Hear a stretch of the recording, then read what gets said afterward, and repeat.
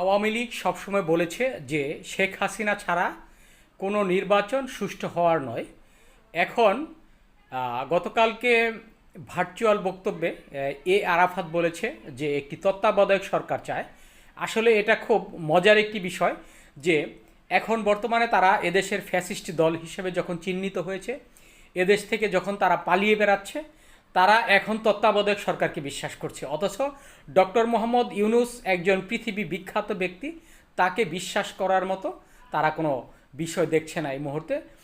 এই আপনারা চিন্তা করেন যে যারা গত 16টি বছর বাংলাদেশে সবসময় বলেছে যে এই শেখ হাসিনা ছাড়া কোনো নির্বাচনে যাবে না তারা, অর্থাৎ তত্ত্বাবধায়ক সরকার তারা মানে না। অথচ তারা এই মুহূর্তে যেই দলটি বাংলাদেশ সারা পৃথিবীর কাছে ফ্যাসিস্ট হিসেবে পরিচিত, এখন তারাই বলছে যে একটি নিরপেক্ষ তত্ত্বাবধায়ক সরকারের অধীনে নির্বাচন চায়।